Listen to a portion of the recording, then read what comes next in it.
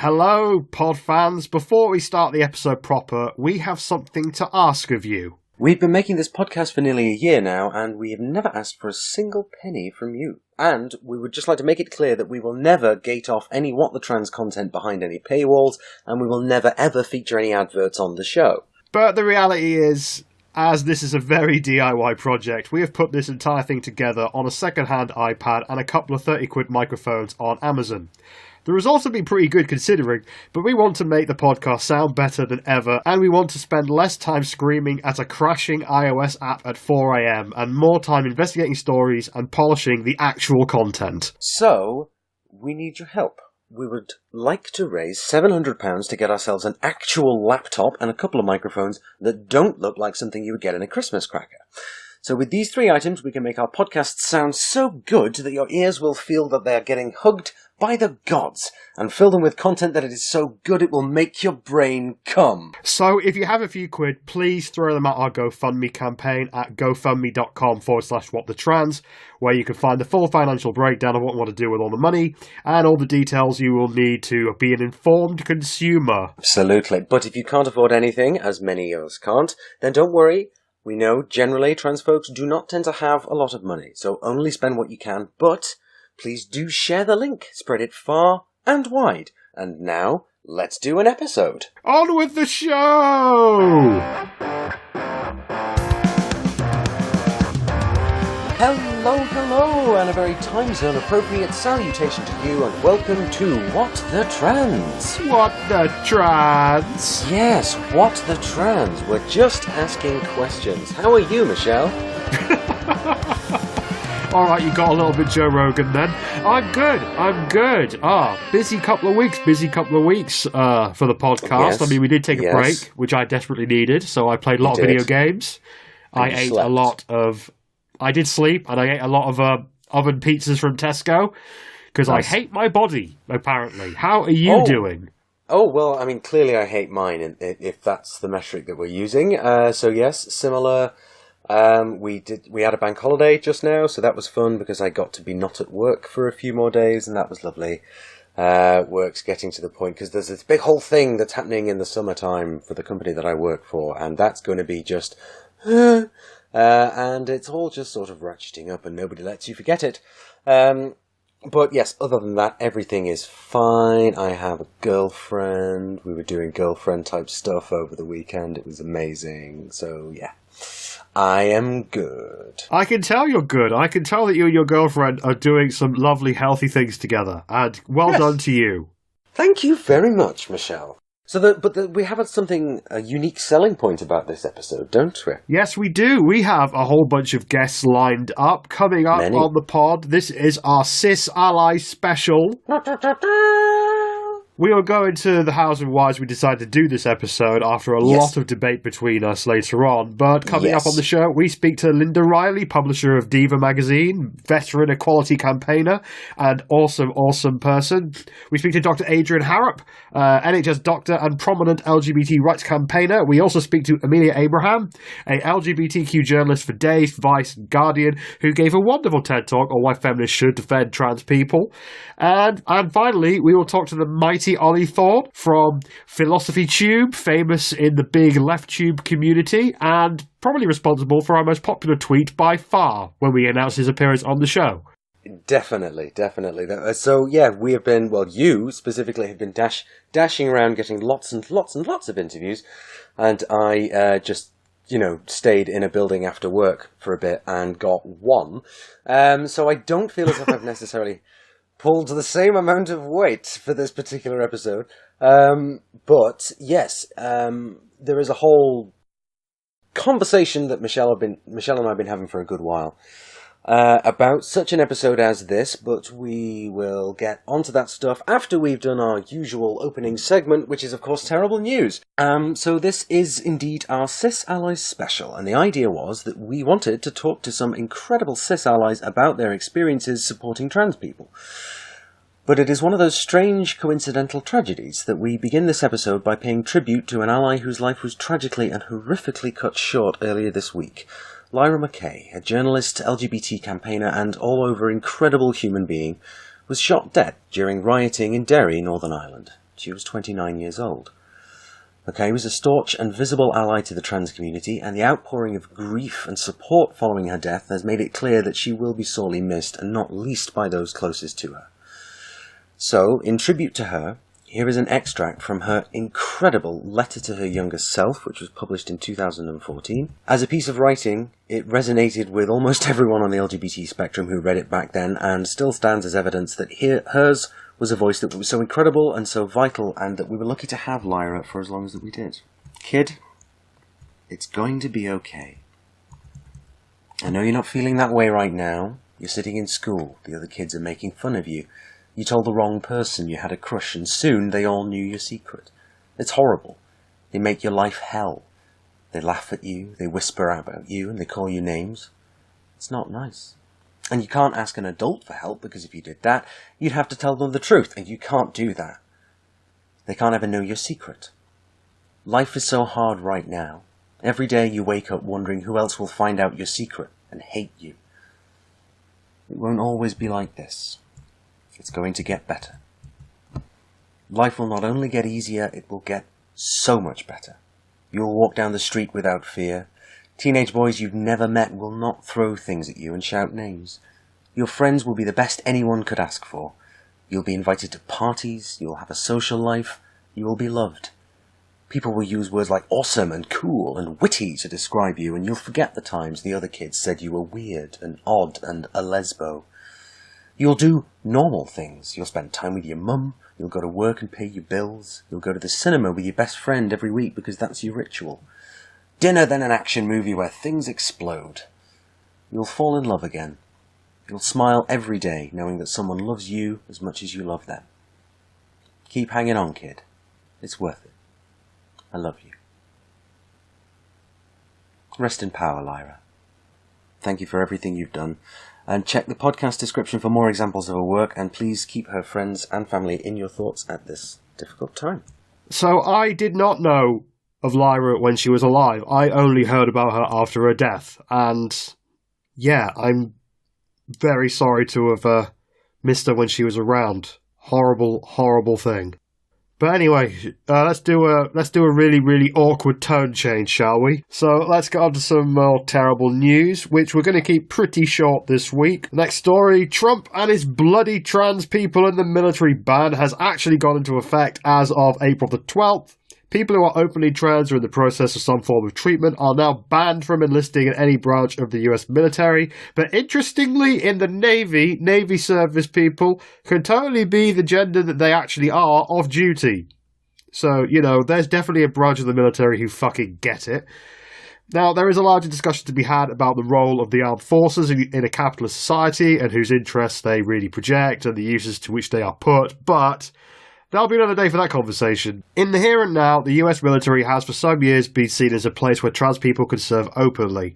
Some estimates suggest that there may be around 10,000 trans members of the armed forces, all of whom will now be required to hide their identity in order to retain their roles.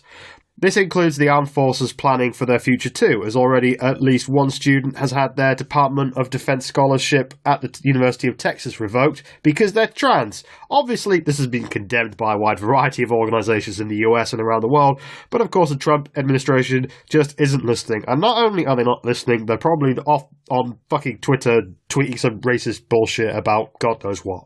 Also, in the States, on the 22nd of April, the Supreme Court has said it will hear 3 cases that have the potential to reshape LGBT rights in the US for decades to come. The first 2 cases concern the alleged firing of 2 employees from their place of work for being LGB, whilst the third concerns an employee allegedly being fired for coming out as the T. The cases collectively will almost definitely decide whether Title VII of the Civil Rights Act prohibits workplace discrimination based on sexual orientation and gender identity. Of course, since Trump has placed Brett, I like beer and rape Kavanaugh on the bench, it is easy to see the current makeup of the court dealing an incredible blow to LGBT equality. Obviously, if you are in the position to do so, please donate all that you are able to the American Civil Liberties Union and Lambda Legal to help fight these cases. Links in the description where you can donate. Ashley, this is a pretty dark week for America right now. Yes, it is. And it's there's just so much about both of those things that is, like, wrong. So it kind of came into this when we first sort of started researching and writing up what we were going to talk about for this episode. The Supreme Court stuff hadn't sort of been announced, that, you know, that kind of announcement that those 3 cases will be heard hadn't come out. So we're like, okay, Trump's trans-military, okay, great, well, what else, you know, what's the worst that could happen? And maybe that actually is. Because of the stacked court, and as you say, Kavanaugh, and, you know, Ruth Bader Ginsburg's still in there, but it's now like a conservative majority in the Supreme Court, and this would have an impact for a long time. And I've actually seen some people criticising the ACLU for choosing to bring the cases at this point when, you know, a lot of the feeling is that, well, these cases will just be lost. That will set the precedent, and it will also set LGBT equality back by 20, 30 years, if not more. I guess it depends how good the arguments are from the lawyers involved. I mean, from covering Supreme Court stuff for this podcast and beyond, I've very rarely seen a situation where they haven't voted along party lines, which, you know, to British people, like, you know, our judges are fairly political, but they still have to keep to the letter of the law. Whereas this lot, half the time, they don't appear to need to. But, of course, I'm not a legal scholar of any kind, so I could be talking out my arse, but I don't know. There may be something to be said that the ACLU should have maybe left these for a couple of years, but who knows? I don't know. Neither do I, and that's the thing. You know, everybody involved has got a strategy, but not everybody wants to necessarily share it, and obviously, the people that want to kind of bring this forward specifically, or, you know, basically there are people within the Trump admin, at the top of the Trump admin, probably including Trump himself, who do not want to see LGBT equality. They'd like to see it all reversed. And some of the things that the Vice President Mike Pence has come out and said and casually admitted to down the years is like, wow, this guy is a religious fundamentalist. It's like, you know, we're heading towards Gilead here, you know? It's the thing is with this is that whilst Trump and the administration don't have direct control over this kind of thing, they have been stacking the courts all over the country at every level with hard right judges. So that may have been a factor in the fact that these cases have made it all the way to the Supreme Court, because, you know, these cases have been part of an endless series of appeals, and they've obviously been appealing the decisions from conservative judges. So whilst Trump and Pence haven't maybe directly said, right, we're going to fuck over Title VII protections and all of that, them packing the courts with judges that they know and love, that has probably had a massive effect. So, yeah, if you're in America, vote that bright orange fuck nugget out and give all your money you can to the Lambda legal team and the ACLU. Links in the description, as always. It's extremely heartbreaking, but the trans community is a resilient one, and it's going to exist forever, despite people seriously believing that they can just legislate trans and gay people out of existence. But that's not going to work, and it's about staying strong and staying together and having that community, which was assembled and kind of necessary for so many years. It's like we're going to have to go back to that. Sorry, this whole thing is rather getting me down. I know what you mean. We're going to be strong together, even if it means that, like in Fallout New Vegas, we'll have to make our own hormones at chemistry labs lying around the wasteland. We will find a way. Yeah, absolutely. I mean, perfect game for you to pick on there, really, as we're trans women. It's Fallout New Vegas. That is just a thing. That is a meme now, isn't it? Trans women love Fallout New Vegas. Yes. So if you're a trans woman... And to be honest, trans men and non-binary people too, the more I think about it. It seems to be a game that keeps coming up in trans spaces whenever I'm in them. Yeah. Have you noticed how quickly we've leapt onto the idea of talking about Fallout New Vegas instead of having to discuss what's going on in the US? Did you notice how quickly we did that? I think that it's a subject that we are both more comfortable talking about, to be fair. I mean, if there's any American listeners out there who want to come on the show and talk us through what's going on over there, please give us a tweet. We'll get you on. Obviously, heart goes out really to trans people people and the LGBT community more widely in America. There's been a lot of concern expressed this week about the Supreme Court and about the military ban. Difficult to know what to say, but I'm sure we'll keep talking about it because we kind of have to. But we'll move on, I think, back over the pond now, where some other stuff has happened. Some turfy stuff. A few days ago, an LGBT news outlet called Openly, which is run by the Thomson Reuters Foundation, who annoyingly I have actually worked with, published a delightful little screed by Angela Wilde, which made the familiar claim that the existence of trans people erases lesbian identity. She also said it would be a super idea to get the L out of LGBT, and it's also worth pointing out for us that Wilde was, last year, one of the small group of Nazi-adjacent people who pretend to be feminists who disrupted the Pride in London parade last summer. They have transphobic signs, chants, and leaflets. So to save you reading this article by Wilde, I'll summarize it for you. I'm a bigot and I hate trans people. I'm being silenced in this article. The trans mafia is coming for your children. Look, I have some really sketchy research.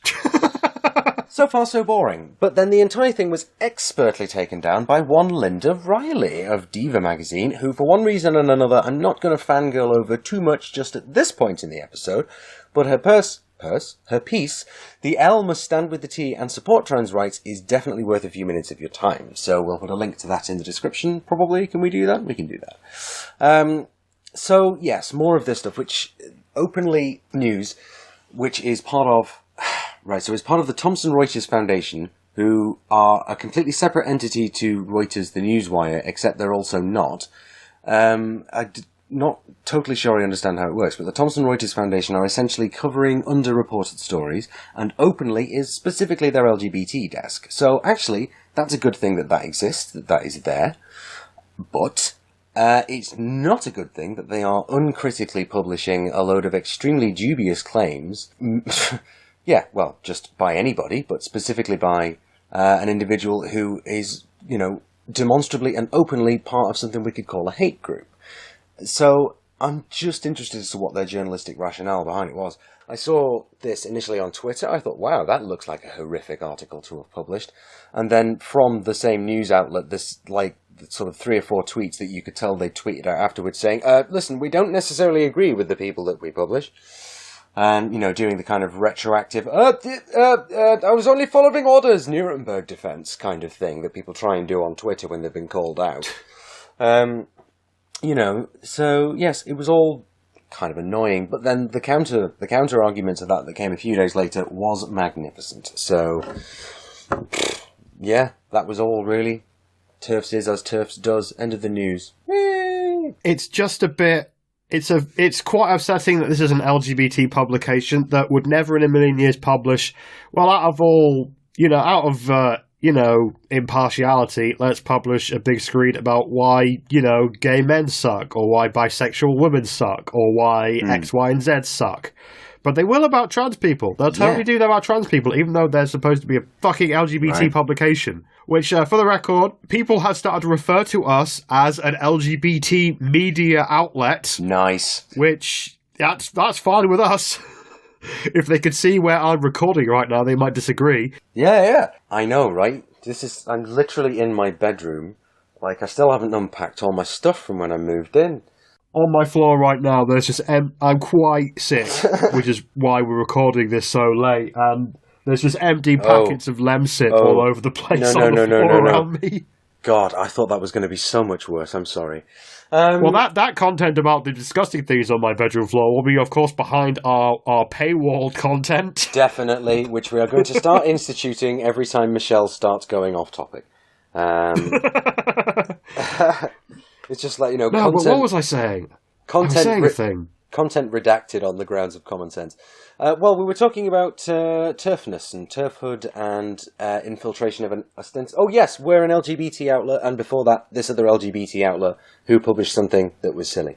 Yeah, I think it's safe to say that we are proudly not impartial. Our baseline is that trans people are real and valid, just like every other letter in the letter salad. We won't, out of, fairness, ever put on somebody from the fucking Westboro Baptist Church and be like, so, we've been quite pro-homosexual on this show. What do you say? Yeah, that's not really our jam. And pretending that doing that kind of thing is in any way balanced is to misrepresent whatever issue it is you're trying to represent. So just a hint out there for you, any people who might be looking for some tips from a slightly more respectable LGBT news media outlet, because apparently that's us. Yeah, I don't feel comfortable with those words either, but that is what people have said now, so I guess it's a thing. Awesome. Well, let's carry on with it being a thing. And let's remind people why they like us so much, and let's do the conversations that we have, where we slightly argue about something, but actually it's okay because we've already discussed it beforehand. So I think moving on to the meat of the episode, where we've done a whole bunch of interviews, many interviews, well, 4 of them, really, and this is our Cis Allies special. And why are we making a Cis Allies special? And that is a good question. That's been my perspective on it for ages, really. Me personally. So this conversation that me and Michelle have been having back and forth, kind of behind the scenes of the podcast for months, really. And I have been dead set against it. Like, no, why? Why should we talk to all these cis ally people? All that usual kind of stuff. But also, you can kind of listen to cis people whenever you want. Usually you can't stop listening to cis people. Why are we going to have them on our show? But point was raised, and I think what's actually brought me around to this is that it is important to have allies. And I think the message that we want to get across to all of our listeners, cis and trans, and particularly if you're kind of having a hard time with things at the moment, is that, hey, we're supported. There are people out there doing the thing who are not directly affected by it. They're not themselves trans, but they're doing it because it's the right thing to do. And actually there is some hope to be taken from that, and there is value in pointing out the work that some of these people have been doing.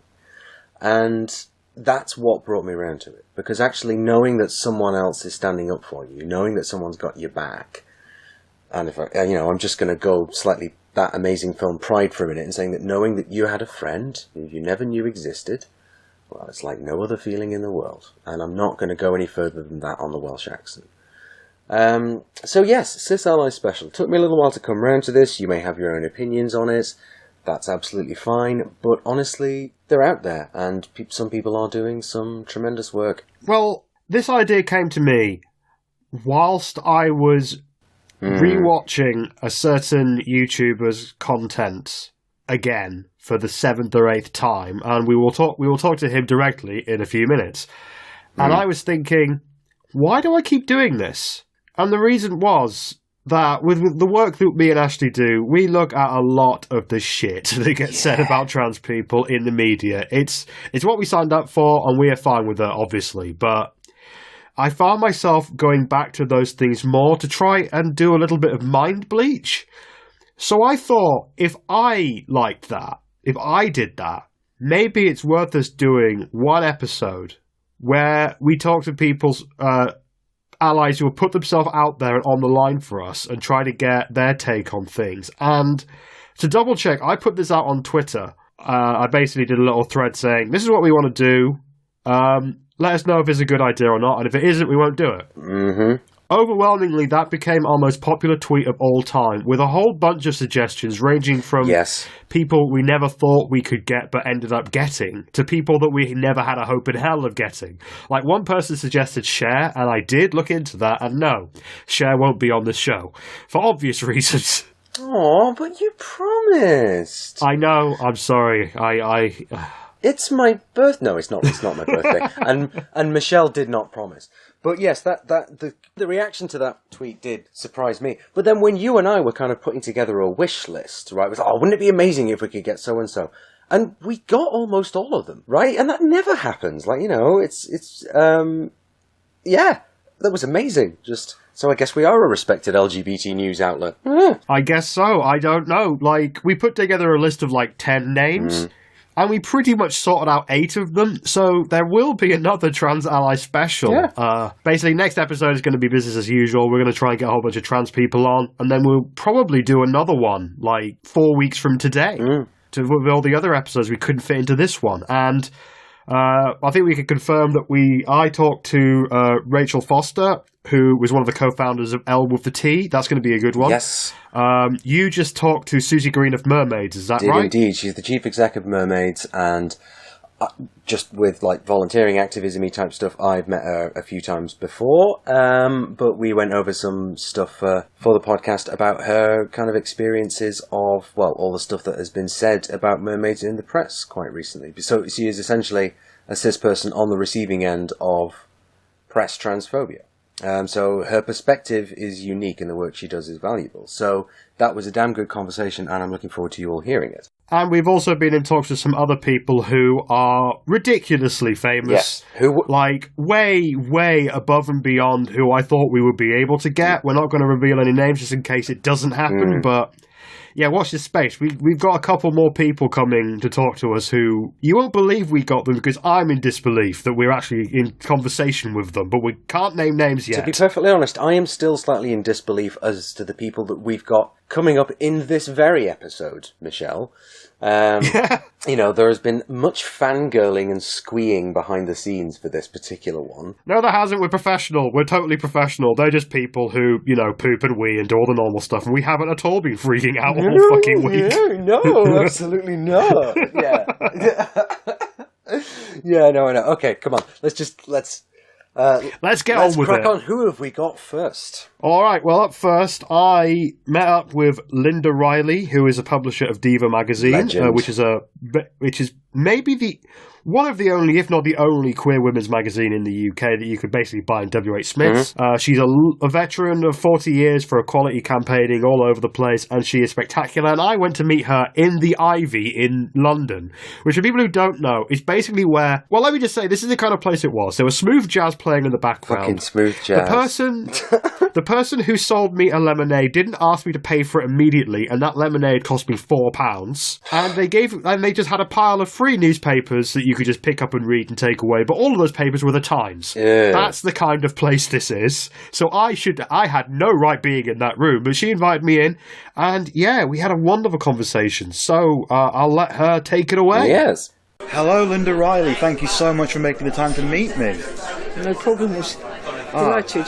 When did you first learn about trans issues? When did that become a thing that you would think about in your life? I don't think I ever learnt about trans issues. I think I was always aware, but I think they became more prominent for me in my life, speaking out after I became publisher of Diva magazine. A lot of responsibility of being a publisher of Diva magazine, and Diva always has had a history of being very pro-trans, trans supportive, and I obviously wanted to carry that on. What's the reaction been to when you've spoken on the topic of trans issues? It's been, well, I'm either a hero in some people's eyes, or I'm zero in other people's eyes. So it's a little bit of a mountain. So it's been very difficult. The most difficult part of it has been, and I have no regrets. But the most difficult part has been my fellow lesbian sisters, if you like, speaking out against me, saying that I'm chucking lesbians under the bus, and just ridiculing me and putting me down. I mean, I've been fighting probably LGBT rights for 40 years, but since speaking out more on trans issues, the abuse that I've got has been horrific, horrific. A lot of our listeners first saw your support in your battles with Graham Linehan and your outspoken criticism of him.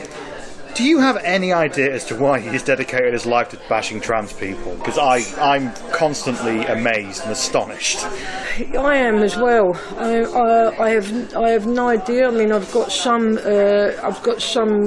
inkling that he's playing with the LGBT community, and he's insincere, because if you look back at his history, and I've looked back at his history and look at the articles, there's never been any LGBT rights fighting, so suddenly he's an LGB, and I'm saying LGB without the T obviously, activist, and I think it's very sudden.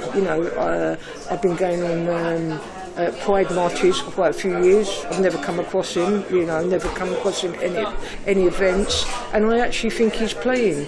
And the irony of the things he's saying,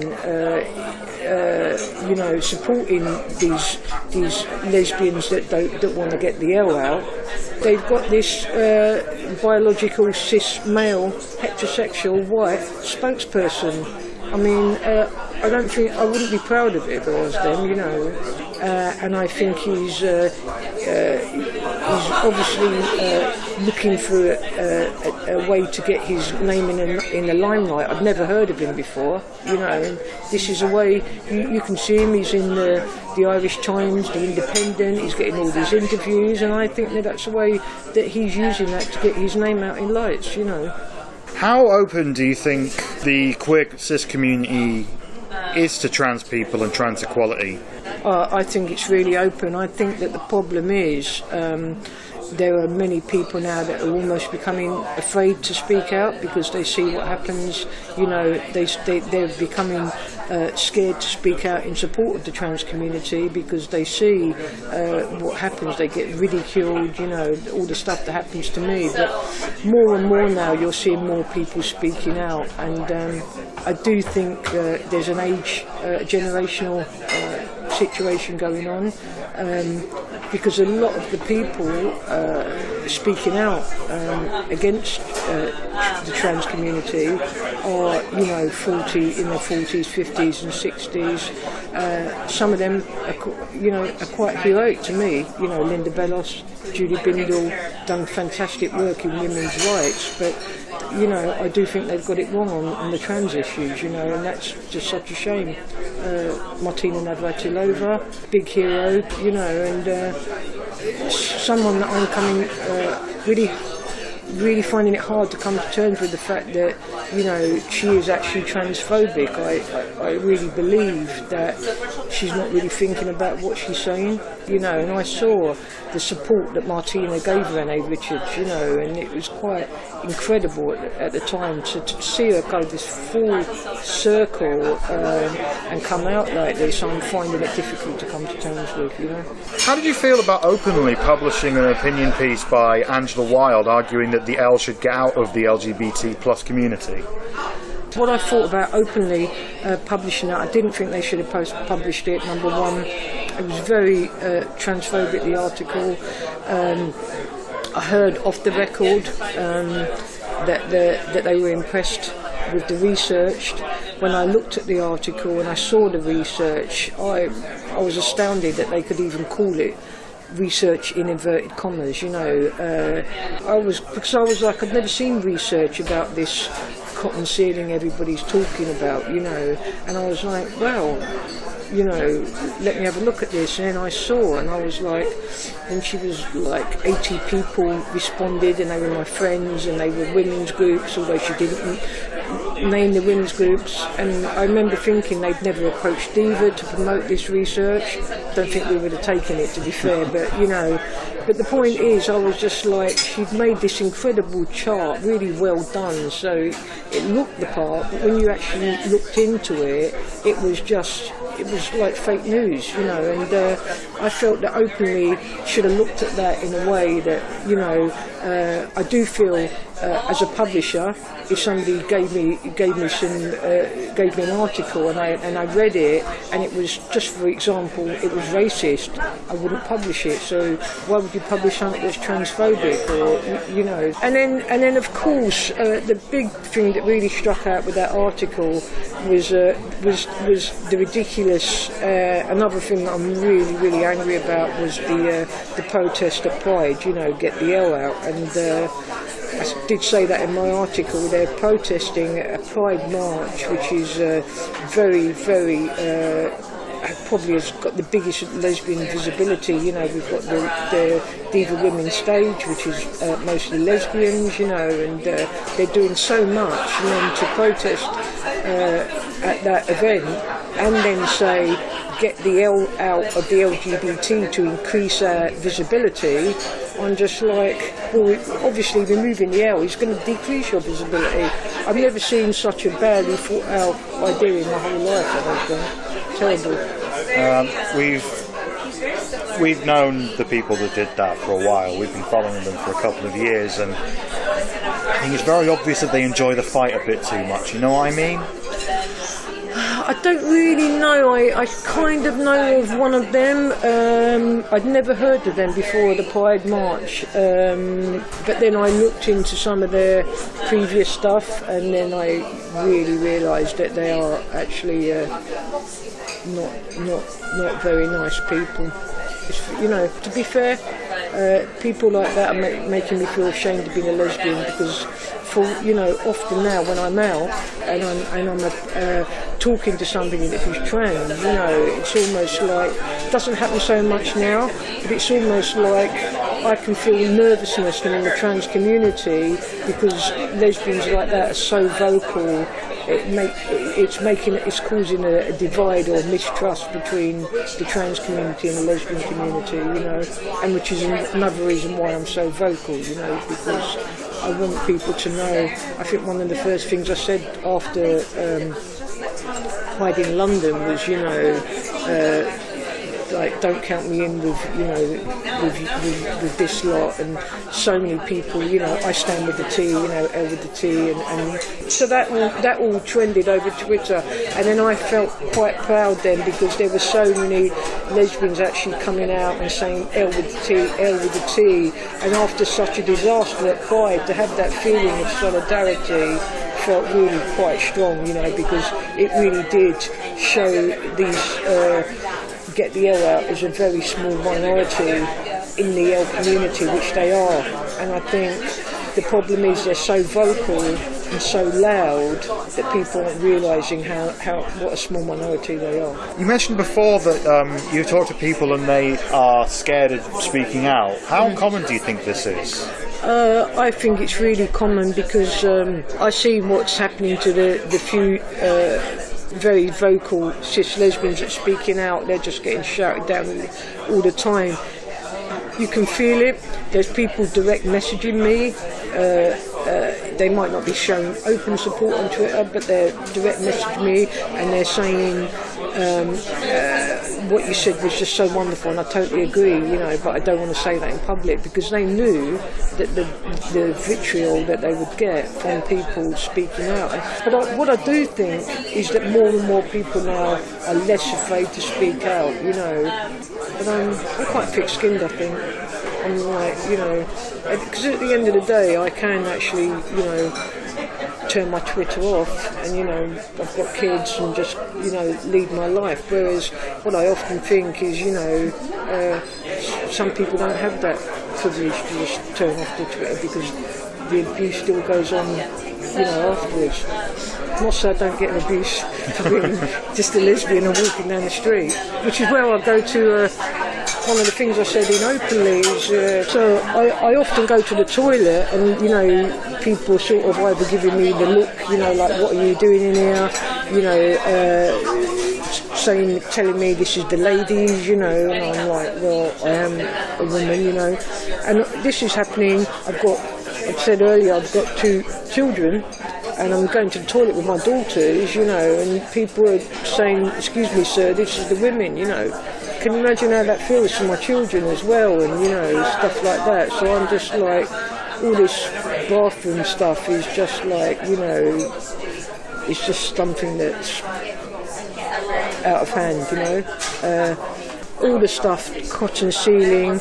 I mean, my big, when I went on Women's Hour with Julie Binder, I don't know if you know, I mean, I literally just said, in my experience, and I have got a lot of lesbian friends, obviously I've got a lot of lesbian interaction through Diva. In my experience, I've never had somebody personally tell me that, they've been coerced into having sex by a trans woman, and the vitriol that I got after that, the abuse, and I think you heard me, I just said it's a myth, and, the more people repeat it, the more, the myth starts to become reality, and I just said I don't believe it. Whilst there are elements of quote-unquote gender-critical activism in many countries right now, it seems especially bad in the UK. Do you have any idea as to why that is? What makes the UK different?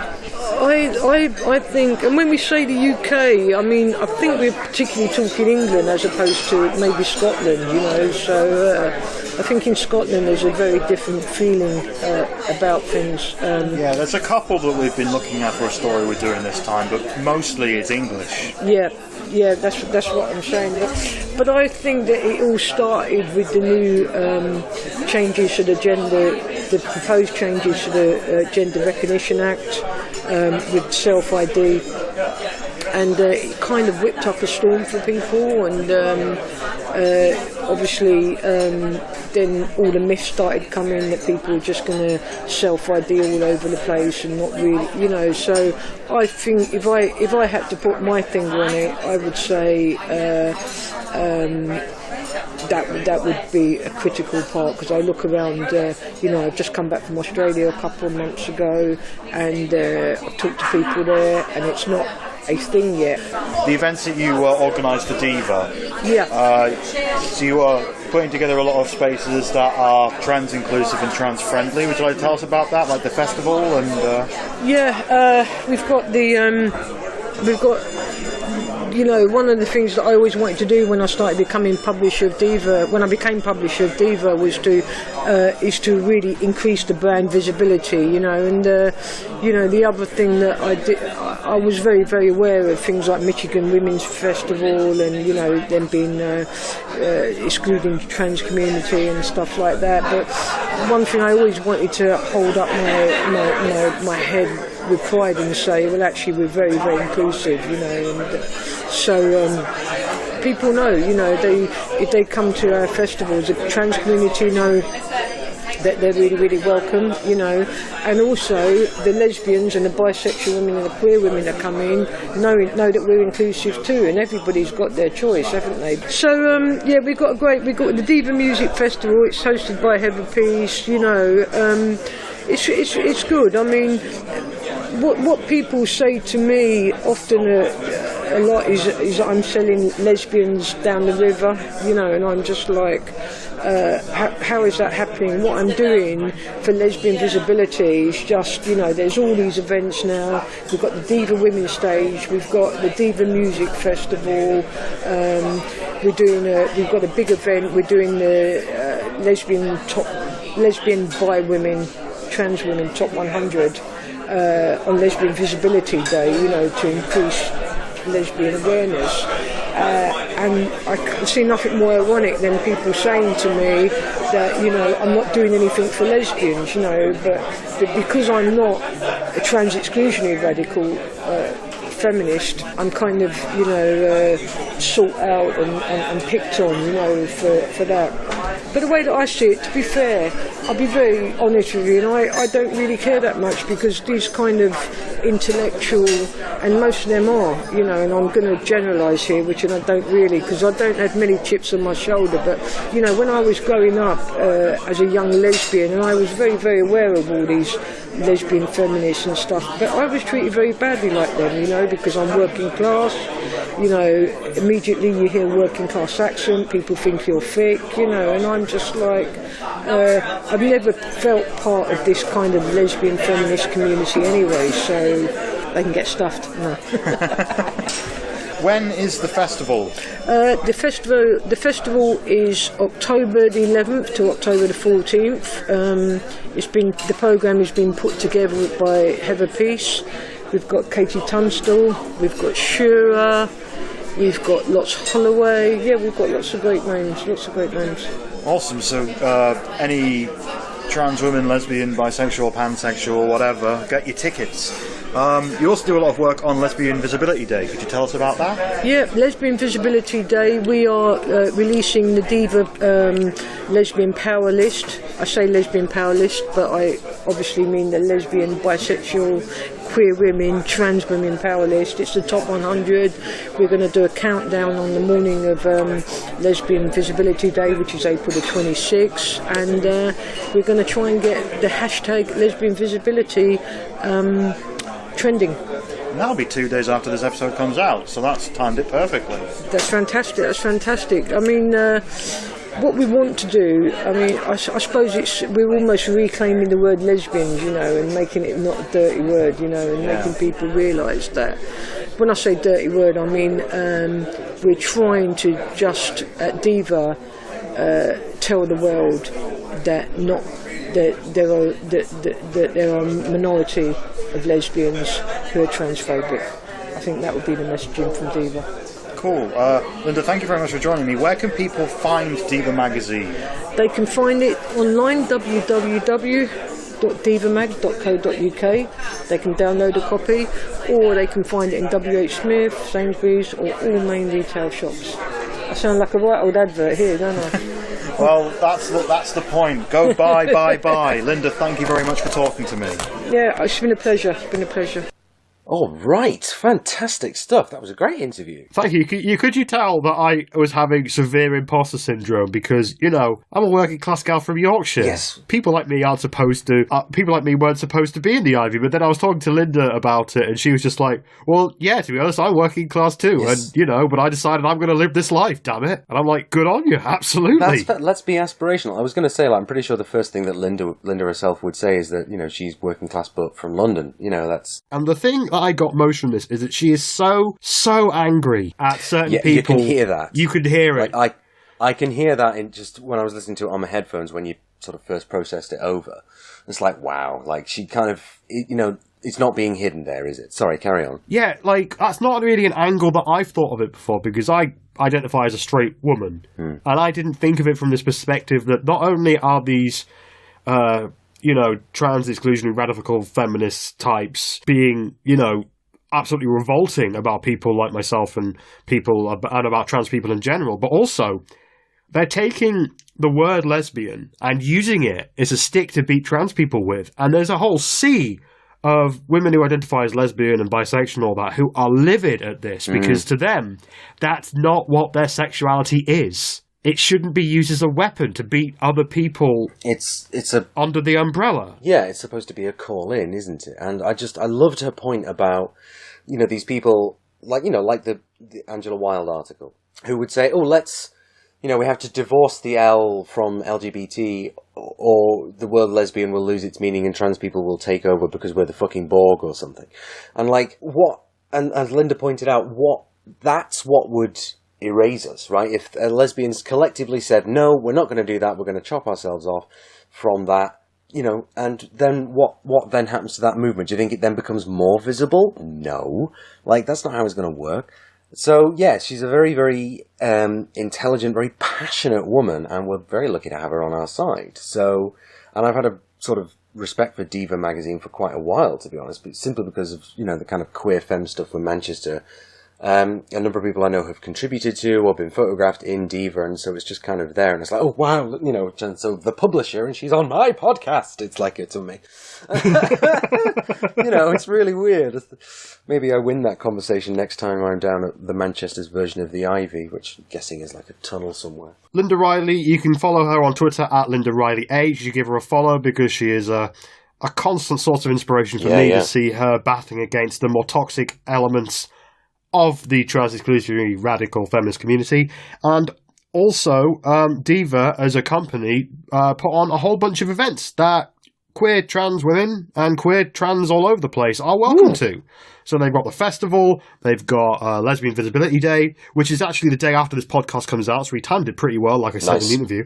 And also they've got the Diva stage at Pride, which is where I spent a lot of my time at Pride last year. So yeah, we'll put all the links in the description for all of that stuff. Trans people are welcome at these events. Bring your girlfriends, bring your NB friends, bring whatever configuration you are, because you will be welcome at those spaces. And, you know, send Linda a thanks on Twitter, because, you know, sounds like she could do with a whole cheering section for her, because she is pretty great. Cheerleading section, engage. Okay, so who's next?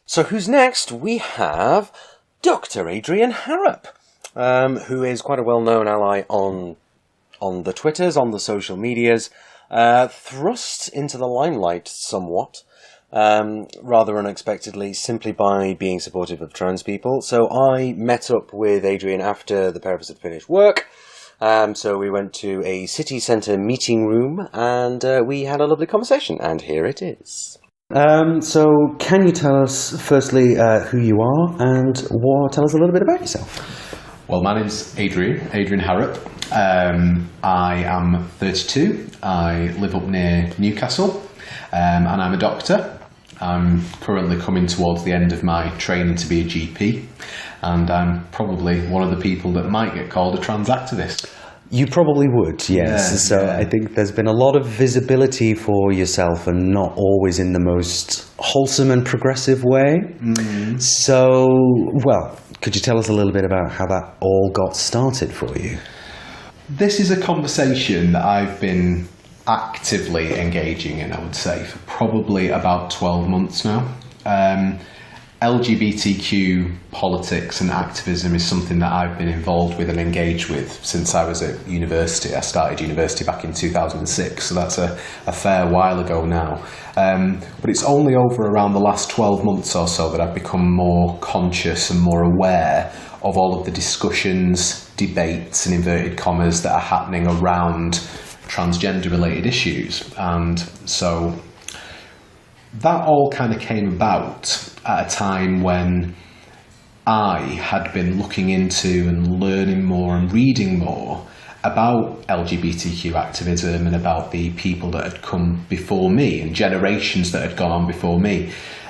Just to give you a bit of background as to who I am, I'm married. I live with my husband, and we have a house and 2 cats, and we both live a very, essentially what you might call a very sheltered and privileged life, really. That we live in a country that recognises us as a same-sex couple.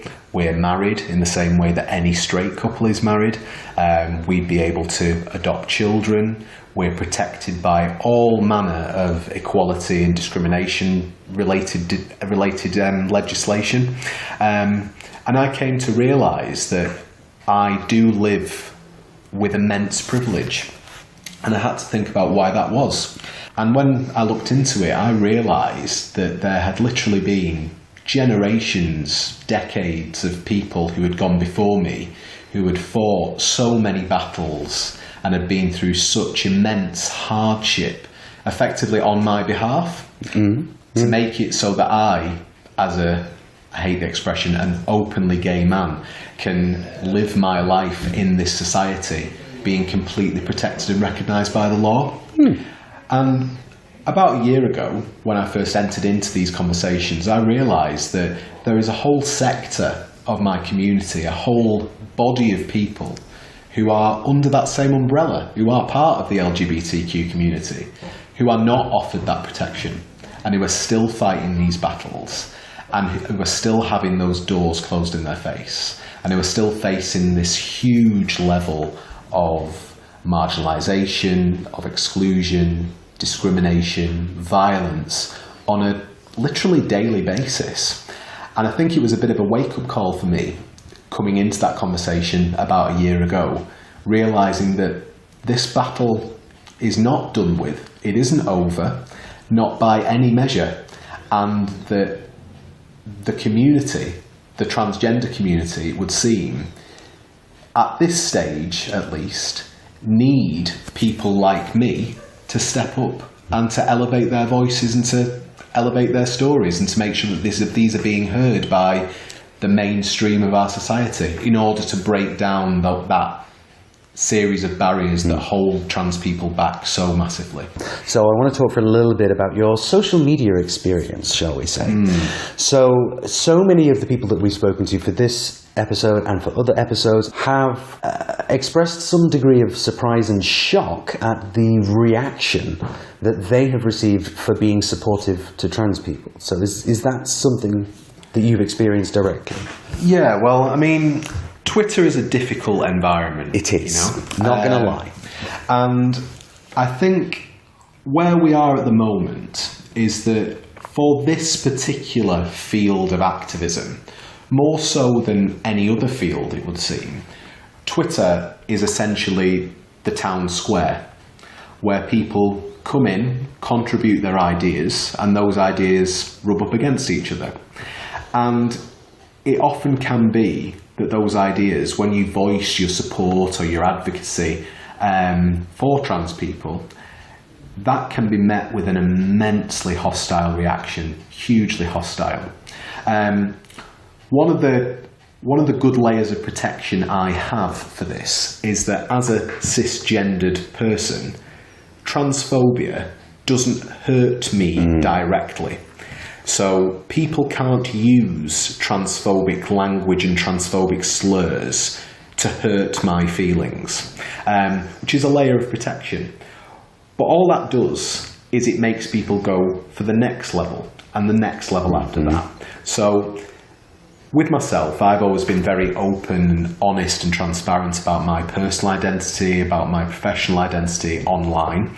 And that's been useful in a number of ways, but it's also been somewhat challenging as well. As I said, I'm an NHS doctor.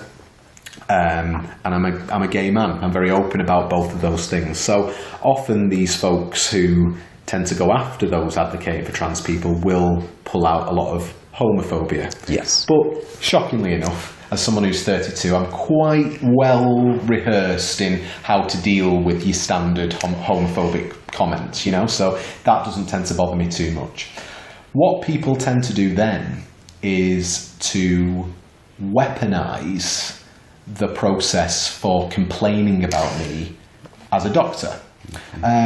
Now, just to put a few things out there about that, I have absolutely no concern and no problem whatsoever with members of the public being able to gain access to my regulatory body, my employer, and make complaints about me as a doctor when I, as a doctor, am putting patients at risk.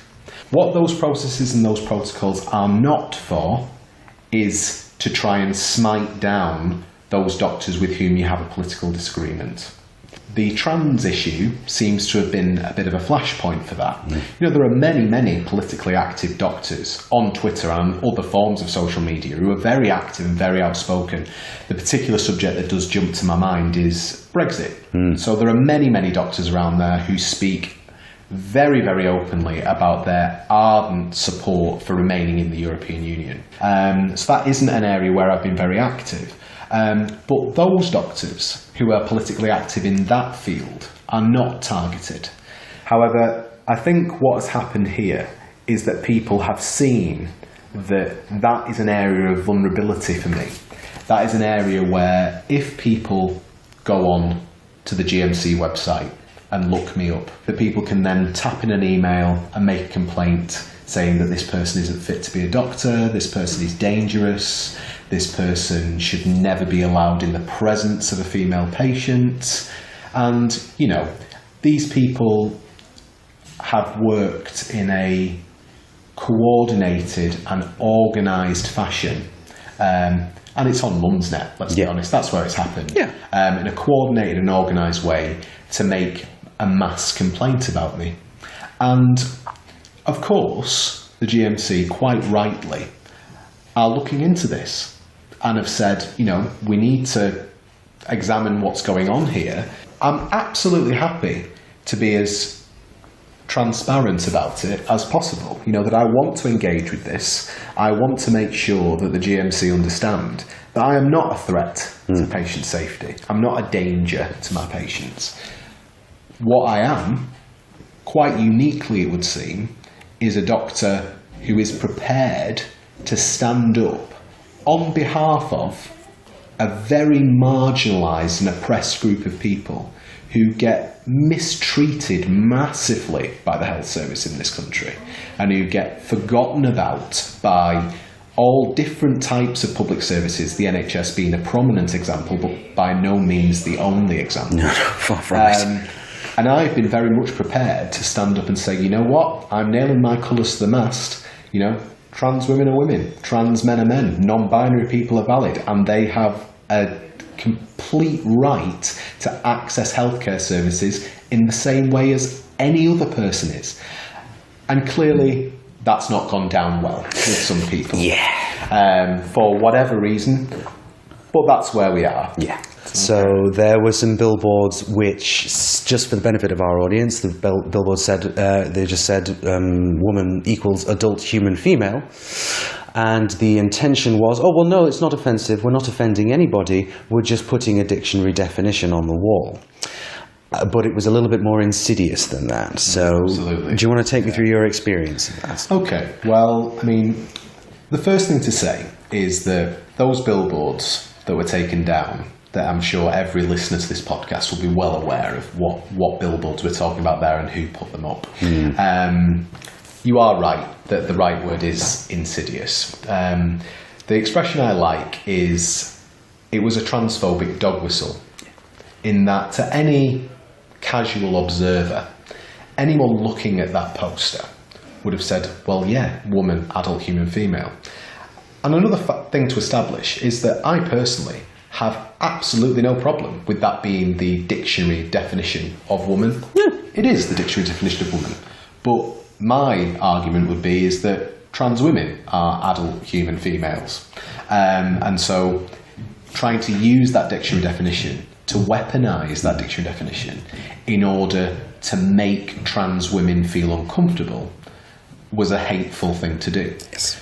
And I knew that this transphobic dog whistle, as I've described it, had successfully got through the screening processes at the company that put the posters up. That company, I shan't name them, but they're one of the largest billboard owners in the UK. They're a very, very large organisation.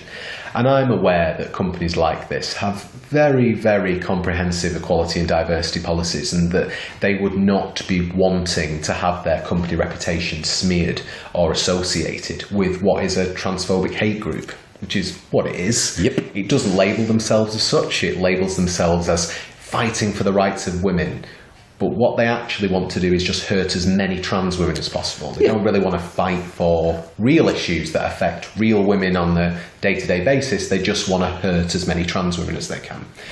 And so I brought this to the company's attention, using my expanding Twitter profile. And, it was a very, very simple and straightforward thing to do. It was just, you tag in the company. We've all done it, and Are you aware of this? yeah, are you aware of this? Are you aware of the fact that this is a piece of propaganda put up by a transphobic hate group? And I mean, the reaction was unbelievable, to be honest, because within the space of an hour, that company had responded to me and had said, the poster's coming down, it'll be down tonight. And I'm like, wow. Okay. And I mean, I didn't expect that. Do you know what I mean? Bear in mind, I'm an absolute nobody. Do you know what I mean?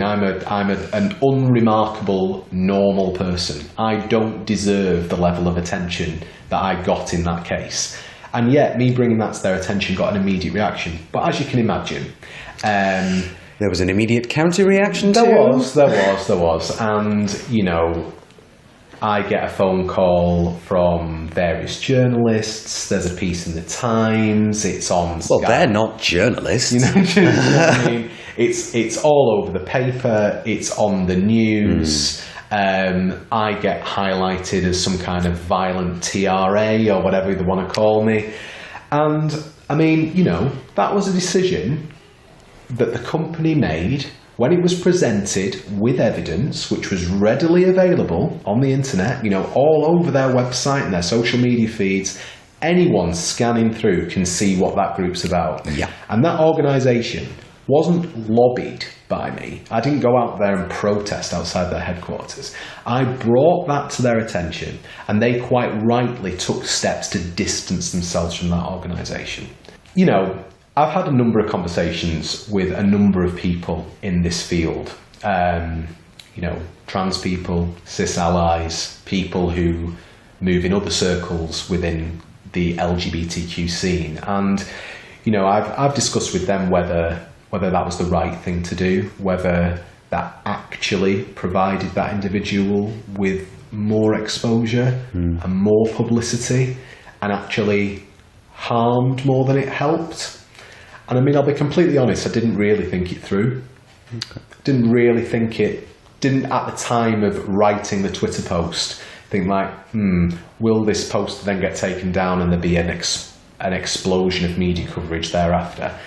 That thought process didn't go through my head, because nothing like that had ever happened to me before. You know what I mean? This was something where I was naive and inexperienced and didn't really anticipate that something so minor was going to ramp up so quickly.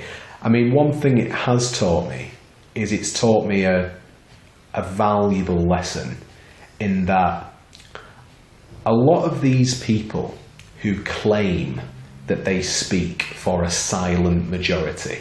They're lying. You notice that? They're misrepresenting the truth. And they are trying to gaslight the trans community into believing that everyone is secretly against them and daren't say anything in case they get criticised for not being politically correct. Now, I know that's bullshit. Yeah. You know? Totally. The majority of people who exist in mainstream society, to be quite honest, don't really care enough to be that bothered. And the people who do care, the vast majority of them, are entirely supportive of trans people. Yep. You know, and essentially, I don't make demands of the world around me. I'm not one of these people who has completely unrealistic expectations about what's going to happen or what change to the law are going to happen. All I want to see is I want to see a world where trans people can go about living their lives and can go about and do that in peace and in safety. All right. Well, thank you very much for joining us. That's a great place to leave it. Absolutely a pleasure. Wonderful stuff. Thank you very much. So, yes, Dr. Adrian, nice chap. What do you think? I think that was really enlightening for a whole bunch of reasons. I mean, he covered a thing that has sort of happened to me in a weird way. Like, when it came to accidentally doing some activism almost, where he sort of tweeted in the advert people and it became a thing. Yes. I myself did that. Almost exactly the same thing many years ago. And I got, like, inundated with nasty horribleness from the usual suspects. So I could see exactly how that happened. And I also talked to some people and they were very much like, well, we liked what he was doing, but then he did give like a £700 billboard or like a couple of £1 million worth of exposure by accident. And I was like, yeah, he kind of did that. But then, you know, that's what happened. And this guy has been putting himself on the line for trans people, like putting himself on the front line of the town square for us, you know? Like he's been suffering because of this in ways that he probably couldn't have gone into for legal reasons in the interview. Like, well, absolutely. And there were, the problem, I guess, when you're interviewing somebody who is, you know, working for the NHS or any other large organisation, really, is that there is inevitably a media policy. And so there were certain things that we just couldn't do, couldn't say, couldn't be specific about certain things, certainly couldn't name names, for example. But I don't think that necessarily hamstrung the discussion as such, because, again, from Adrian, you know, from meeting him and stuff and having a pre-interview glass of water together, he's a decent guy, and he's doing this because this is the right... Adrian, if you're listening, I'm sorry, I could have done better than decent guy, couldn't I? He is a splendid fellow, doing these things because it is the right thing to do, because of the moral element of it, which is that, well, this is what needs to happen. And so, you know, if you are listening, Adrian, then, you know, we do thank you for that. I know you come in for a lot of shit from some people who really could do with finding something better to do with their time, but thank you for standing up for us and doing the right thing. So, yes. Yeah, when people say cis ally to trans people, he's up there as one of the first few people I think of, because he's definitely paid for it. So, if you out there want to send him some thanks, send him as much love as you are able to. You can get him on Twitter at Adrian Harrop. We'll do a link to that in the description as always. Send him some love, because again, this guy deserves a cheering section. Let's make him feel loved. Let's do the thing. Who have we got coming up next, my dear? Next we have Amelia Abraham, an LGBTQ journalist who works for Dazed all the time and has done work for Vice, The Guardian, Vogue, and she gave a really, really cool TED Talk on why feminists should defend trans people. And she's a delightful person. I will give you a link in the description to the TED Talk and a whole bunch of her work. She is fantastic. We have talked about the TED Talk before. I think I even played a clip of it on a previous episode. I think you might have done, yes, because this is where I know her from. So I know you mentioned that she's a journalist with Dazed and Vice, etc.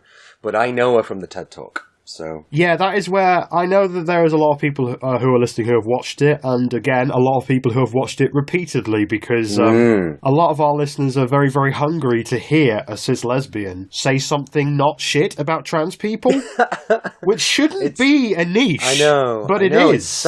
It's sad that it's come to that, but yeah, that is where we are. It's just like we just really want to hear people supporting us, and I think that's going to come up again with the final guest. But let's talk about Amelia. Yeah, let's let her talk for herself. Take it away, me and Amelia in the past. Hello, Amelia Abraham. Thanks for joining us. Thank you for having me. Going back to your TED Talk, I'm not entirely sure how people are approached to do those. Like, were you able to pick your subject, or was it something that they read one of your pieces about trans equality and were like, we would like you to talk about this? Yeah, exactly, the latter. Oh, actually, sort of a mixture. So basically, they were putting together TEDx London, and it was like a day of talks about feminism and women and blah blah blah. And the woman who runs it's amazing. She's called Mariam Pasha, and she was like, right, well, I really want to make a stand on this issue because I'm seeing so much, and I want to make a stand that feminists should support transgender rights. I was kind of thinking about someone who might be able to talk on the topic, and then All About Trans, the charity, who I'd done a tiny bit of work with, kindly suggested me, and then she found a Guardian article I wrote, which was on the same topic. It was about how nice it was to see trans women included in the Time's Up rally and giving talks and like being there and on the day that we were having those rallies. And so then they just asked me if I'd be interested in doing it, and I was like, yeah, I'd love to. That'd be great to turn the article to turn it into a bigger talk. Cool. Well, thanks for doing it. Like, again, part of the reason why we're doing this is because personally, I always love it when I see a cis person come out for trans equality. I think it's important that trans people don't have to constantly expend energy, emotional labour and energy defending their right to exist with no one else wading into the conversation to be like, yeah. I can't even fathom how, I mean, I hear how exhausting it is from people I know that are trans in the voices online or in the media, but I can't even fathom, really. Do you believe that the cis lesbian community has more in common than not with the trans community? I think that's an interesting question. Obviously, some cis lesbians feel like they don't want trans women to be part of their community or part of womanhood or part of pride or part of women's spaces. Those cis lesbians exist. I'm definitely not one of them. I think that, well, one, I'm really happy as well at the moment. I feel like loads of trans women I look up to or know in my personal life just over the last few months have like come out as gay, like as lesbians, which is just like making me feel happy. It's like, cool, I've got more lesbian friends now, more people to talk about the L word with, although, you know, you will need to catch up these types of conversations. So that makes me really happy. I would also say I feel like I have a lot in common with my trans friends on some levels, which is, feeling, you're subject to sexism or you're lesser because you're a woman. I think one thing that might feel a little bit different, though, and this is just for me, this isn't for everyone, I guess it depends on the context. So I think there's also something interesting to say, like a lot of butch women I know feel quite invisible to society, and, you know, men don't really look at them, or they're just sort of like this feeling of invisibility. I don't know if that's the same. I guess it depends who you are and what your circumstances are, whether you feel kind of more or less seen when you're trans. Like, I don't know what your experience with that has been. Trans women, in my experience with people I know, tend to be more noticed, almost, at least in the early days and maybe even later, everywhere they go. I mean, with trans men, the hormones are a lot more effective. Yeah. Like, they got beards going on and you'd never know in a million years half the time. One thing I would say is, like, I feel like I don't really, again, because I just sort of, like, pass, but because also I'm not very feminine, I don't really feel like men look at me. Like, I pass through the world in quite an invisible way because I'm like quite a tomboy. So I don't really feel like subjected to the male gaze, as it were, unless I'm with my girlfriend and I'm like kissing her, or we're like holding hands, or we're a couple, and then I feel like very self-consciously seen. So I suppose those experiences you might be able to empathise. I mean, again, I've known trans women who are going out with each other, and people just look at them like, you know, a couple of aliens are walking down the street, you know? Yeah, I mean, one other thing I will say on that is that I was here in this cafe the other day with a friend who is identifies as a lesbian, but also maybe not and as a woman, that says that they maybe feel like they're a bit genderqueer or a bit gender fluid, but they want to keep identifying as a woman and a lesbian, even if they do feel like there's sort of more to their gender identity than that, because by kind of staying in that category and being in it as someone who kind of presents as genderqueer, it widens out what that category can mean. Oh. And I was like, that's cool. And then I was like, maybe I feel like that too. Maybe I was just copying. But I think that applies. I think like to be a tomboy within the category of woman is nice, because it like expands what that category can mean, and with their sort of using she, her pronouns, and maybe not presenting as super feminine, and that's like a nice thing. As a journalist who specialises in LGBTQ issues, what do you think the main motivation is for the relentless transphobic attacks in the popular press? I'm sorry to say that I just think it comes from transphobia. I think maybe even on a kind of a level that's not even quite as conscious to these people as we think. Like I've said it before, but I guess when I try and think about why people write this stuff and dedicate so much time to attacking trans people, either through words or physically, I think that it's because when we're born, the first thing that's put upon us when we come into the world is a gender. Like, it's the very, very first thing. It's kind of like so fundamental to what we think we know, because it's like the first thing we start to learn. And so when people, trans people or other kinds of genderqueer people, start messing with the system, basically, it's demonstrating through their very existence that you can change the gender you're given, or what you're given is not necessarily what you are. On a very fundamental, that kind of really rocks the boat, and it fucks with what people think they know, or they think they know to be true. So on a kind of structural level, I think that people just can't deal with like transness or genderqueerness, and they might not even realise that that's why they can't, or, you know, obviously there's social conditioning that happens, but I think that they're just on some really deep level. So I think it comes from there. That's where I think it comes from. And I think the only thing that will undo that is more visibility, to, inverted commas, I hate the word normal, but normalise the idea that gender is not necessarily what you're given, and also more education. Cool. How was the reception to your TED Talk? Because I've talked to a few people now, and usually when they come out for trans rights, you get a lot of love, and also some not so love. Yeah. How was it? Well, I was just like, so I think the first person really from like the trans community to tweet it was Travis Alabanza, who's someone I massively look up to. So when they tweeted it, I was like, oh my god, this is so nice. And then I had a really nice sort of support from Stonewall and other trans voices online, and people that don't have a very big platform, which is also nice and really important.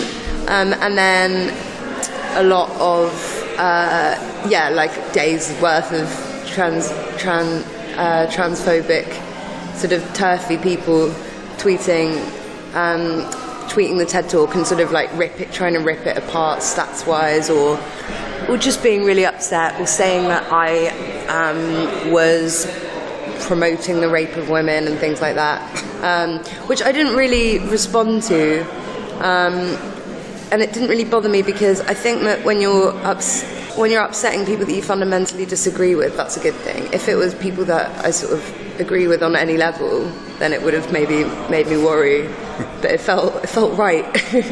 But one thing I did think was, if I'm literally getting like 5,000 tweets from all these different people over the course of 2 days. Why haven't more people watched the video? There was one moment after that kind of felt, because there's two things. There's one, the sheer amount of time that goes into learning these TED Talk things off by heart. You have to learn it off by heart. It takes like 2 weeks of memorizing. But then two is just the nerves of like, you know, this isn't what I talk about day in, day out, and for some trans people it is. So am I going to get this right? And that's quite nerve-wracking. But there was, regardless of those two things, the minute I finished it, this lady came and talked to me.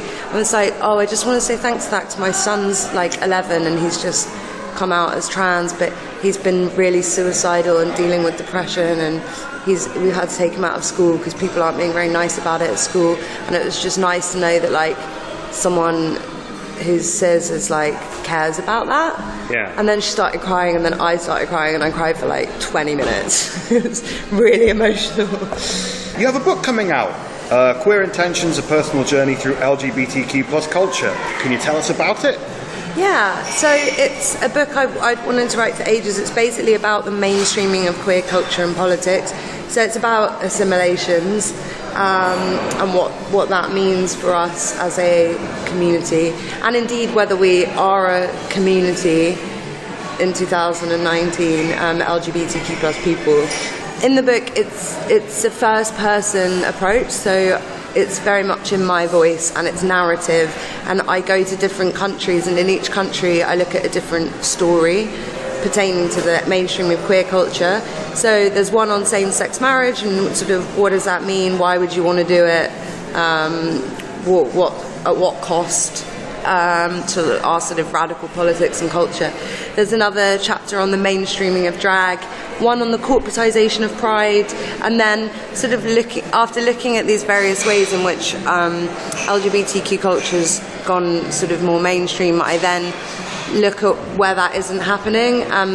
So there's these two chapters which are probably most relevant to mention here, called Now You See Me and Now You Don't.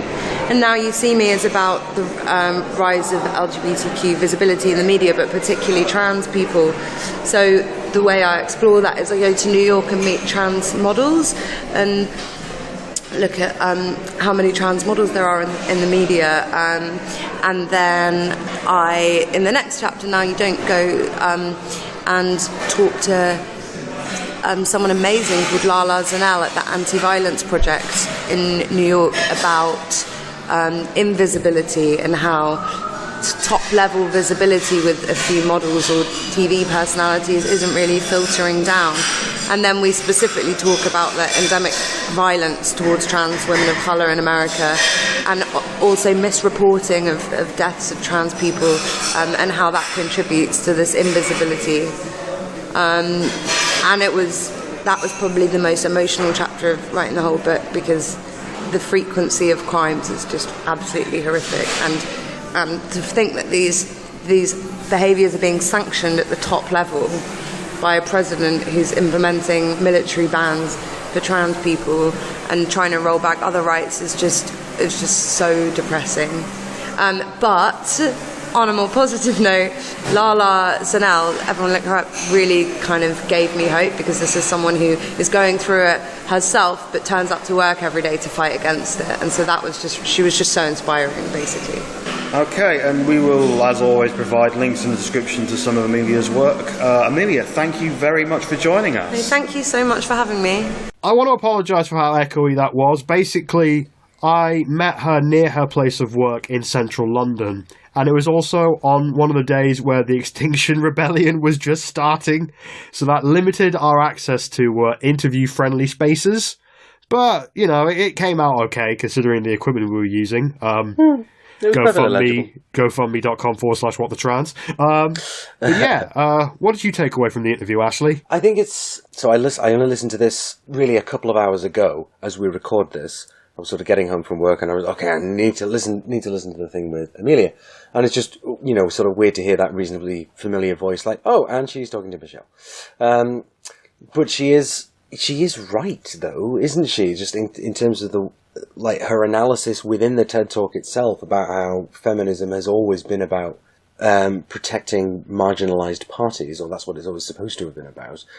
And so it's quite clear that she understands the subject deeply, essentially, because she's not just a journalist on LGBT issues, she's LGBT herself, I believe. So, that's going to have a certain impact on the perspective. She's kind of one of the people that you wish there were more of, just kind of out there doing the good thing and doing it intelligently. I think the thing that I found the most interesting about talking with Amelia is that it's something that has come to her in her personal life, because she opened the TED Talk by talking about one of her friends who had been suffering some mental health issues due to the constant bullshit that trans people face. So she's come to it from the people she's known in her life, which is a very interesting one, because, that's the thing that people say, isn't it? That, people are usually trans antagonistic right up until they meet some of us. Yes. And it sounds like Amelia never was trans antagonistic in any way, shape, or form, but she's basically led from the people she's known in her life. And so I think there's a couple of people that we've spoken to, for the next iteration of these, who also have some sort of personal connection, which kind of brings them into that sphere. But of our interviewees this bi-week, she's kind of, the first one that made that connection explicit, I think. Yeah, I'm interested to see kind of what she comes out with next, and I'm glad we've got her. I take away, go buy her book out next month. Nice. Go give it a pre-order in all the places books are sold. Queer Intentions, A Personal Journey Through LGBTQ plus Culture. She was talking about the chapters in the interview, wasn't she? And I was like, oh wow, I really want to read this book. Now you see me, now you don't, those sort of two sections. I was like, well, she sort of described the now you see me section, and then I was like, but no, that doesn't make sense. And then she described the next bit, and I was like, very clever. So yes, get that book. That looks brilliant. I'm totally here for queer books. And give her a follow on the Twitters at Amelia Abraham. She is, she's a fairly young journalist. I think her career is going to go gangbusters. She is very good at her job, and was an absolute delight to talk to. So, if you're listening, Amelia, thank you very much for talking to me. Yeah! And that's the end of the show. Nothing further, nothing to see here. Definitely no, of course, we have one final person who we have spoken to, and Michelle. So, yeah, finally, we have Olly Thorn, a prominent LeftTube creator, online philosophy lecturer, an ardent defender of trans issues. He has made some incredible video essays on a variety of subjects. He got his start on YouTube when tuition fees in the UK went up by a considerable amount, and he decided that it wasn't fair that he got the education at the cheaper rate, so he decided to teach his philosophy degree online for free. So he started PhilosophyTube, and from there it's grown into a more standard. I say more standard. Basically, he's gone full-on video essay in the style of ContraPoints, Lindsay Ellis, H-Bomber Guy, and is a big member of that scene. He's done some incredible videos, but particularly the episodes on transphobia and a video about witchcraft, Marxism, and gender will be of most interest to our listeners, I believe. And he's also done video essays on Jordan Peterson. He's done essays on Steve Bannon. He is a fantastic YouTube creator, and he also donated £5,000 of his own money to mermaids on the H-Bomber Guy Donkey Kong stream. So he definitely put his money where his mouth is. Absolutely. I've just got so much respect for Olly, and if we're honest, pearls being clutched, self being fanned, bottom lip being bitten, all that sort of thing. I'm just like, oh, wow. So yeah, I'd have totally gone gaga if I'd done the interview. So I'm glad it was you, to be honest. It was a very surreal experience, because I've seen him do videos on YouTube for maybe like 2 or 3 years now. And then when we were doing the Skype, he was sat there in the same place he does his like chill streams on. So it's like, oh, okay, I'm talking to YouTube now. This is quite a surreal experience for me. Yeah, I was going to say, it's like suddenly it's interactive. Like, what the hell? Yeah. Yeah, and not only that, but he could see me constantly, which was I with my dysphoria stuff, Skype video calls are a bit of a source of dysphoria for me, as well as mirrors. I'm sure you understand. But it was an absolute pleasure to talk to him. That's the thing. Like, usually with those kinds of things, like even when we're recording this, I'm the first to want to turn off the video when we Skype together, you know? Yes. But when talking to him, he made it so much easier because he was fascinating and delightful to talk to. So I'll let him talk now. Take it away, Olly in the past. Hey, Olly, thanks for joining us. My pleasure. It's wonderful to be here. Cool. So, just jumping right in, when did you first become aware of trans issues? I think shamefully late. Consciously, I mean, I probably met a lot of trans people and didn't realize it before then, but I think the first time I kind of became aware of it as something that I needed to learn about was I must have been about 18 or 19, and I was going to a party at uni, and a friend of mine brought a friend of hers along, and that sort of friend of a friend was trans, and my friend said to me, oh, you know, like she prefers she/her pronouns and so on, and I was like, okay, cool, and I basically just like didn't get it, and I think over the course of that evening, I and several other people misgendered her, and because as I said, like I just didn't get it, and she like left the party very upset. And I knew I had done something wrong. I knew I had upset someone and hurt them, but I didn't understand why or how. And I said to myself, I'm in the wrong here. I need to learn, because clearly this is very important, but I don't understand it and I need to. So I was like, I need some source or something. So I think I just Googled like trans book, and I got Julia Serrano's The Whipping Girl, and which I still have, and that was, I was like, okay, cool, I need to learn. And I sat down and I read it, and it was really good. It was an eye-opener. It was like a great primer. After that, I read a whole bunch of other stuff. Serrano's book then informed a very old video I made years ago, which was just called like "What is Gender," which I deliberately tried to make like trans inclusive and like to cite her, and I think I cited Talia Betcher in that as well, and it just kind of grew from there. Really, it grew from a place of like I made a mistake, a very bad mistake, and didn't understand why. I knew that I needed to learn so that I'd never make it again. So when it came to your episode on transphobia, how did you go about putting that together as a cisgender guy? So it was kind of interesting. Originally, I was going to do an episode on ancient Greek Stoicism, because somebody said to me, "Are there any feminist Stoics?" Because Stoicism has this like reputation of being like very masculine, like Liam Neeson, like dude bro stuff. And I said, "Is there any feminist Stoicism?" I'm like, oh, that's interesting. So it was going to be about Stoicism and masculinity. And then I went through my notes, and I just didn't have enough to say about it. And then I was like, oh, I literally just turned the page of my notes, and I found the page on skepticism. They came after the Stoics, and I was like, oh, skepticism would be an interesting one. Maybe I should do something on like YouTube skeptics and the quote skeptic community. And then the bit as I was making notes towards that, I was like, oh, how does this relate to what Talia Betcher says about transphobia being grounded in metaphysical skepticism? And then as I did more notes and I researched more, I went back and I reread what Betcher had written and listened to her lectures, and I was like, no, this is the episode. Like, forget this YouTube skeptic stuff, and this is the episode right here. So I realized, okay, I need to make an episode about... the episode that I'm writing has become about this, and when I write, I try and like follow the creative impulse and follow the joy rather than try and dictate where it's going to go. And I realized it's going to be about this, which tied in quite nicely with a goal that I had set myself more recently, because I got a few messages from people saying that they used to be TERFs before they watched my stuff, and I was like, that's interesting. It's never something I've explicitly addressed, and I wouldn't have thought that my content would be the one to do that. But I got a few messages like that, and I thought, okay, cool. Clearly, this is something that I can maybe help with. And I got even more worryingly, I got a few messages from people saying, hey, you really like philosophy, don't you? You should check out this stuff and make a video on it. And it was just loads of TERF stuff. And I thought, oh, God, like, I don't want you to watch my show and think that I'm okay with that. So I had a sort of general ambition to nail my colours to the mast and be very unambiguous.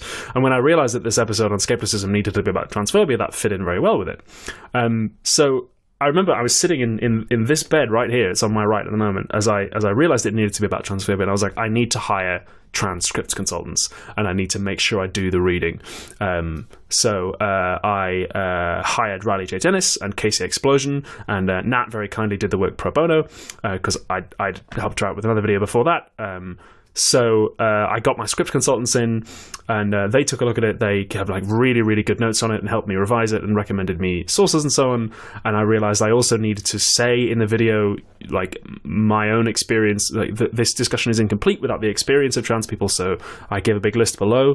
In hindsight, I wish I had cited more trans masculine and non-binary voices in that list, and that's something I want to do generally on the channel going forward, especially if I end up making a kind of trans, like, history of trans philosophy philosophy video, which is something that beamed into my brain the other day, which I haven't made any notes on, but could be fun.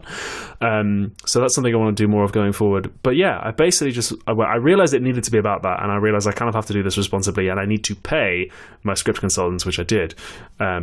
So yeah, that was kind of how I did it. And I did not expect the video to do well. I was like, this is going to be just a little video that'll do all right, and it'll fill a gap in my release schedule, and I'll move on to the next thing. And I think it just passed like 400,000 views. It's one of the biggest videos I did in ages, and people really liked it and found it, and can still continue to go back to it. It consistently gets people clicking on it, which is nice. And, you know, a lot of that is backlash, and I got a lot of backlash for it. But I'm kind of actually more proud of it now than I was when I made it. When I saw it as like, oh, this little project that might be useful to some people has become a great resource, which is always wonderful. You started off as a channel dedicated to teaching philosophy at a degree level, despite the tuition fee hikes, which was very cool. Did you ever expect to be disproving TERFs whilst holding a sword and painting yourself with blood like you do in the witchcraft, gender, and Marxism video? I didn't really. Yeah, about a year ago, the channel made a big shift, and I started. Well, actually, maybe not as big a shift as some people say. I had always been experimenting with costumes and characters ever since my first year of YouTube. The question is, did I expect to be covering myself in blood and disproving TERFs? No. I had known for a while I wanted to do a video on Silvia Federici, the main philosopher I cite behind that video on witchcraft. And I was chatting with a journalist about it, and I said, "Oh, I'm doing this episode on witchcraft and Federici," and she said, "Oh, I went to a conference of Federici's a while ago, and some of the discourse like around the conference was really turfy." And I was like, "Oh, yes, of course. If you're talking about like the history of biological oppression of women, you're of course going to have some people who are biological essentialists."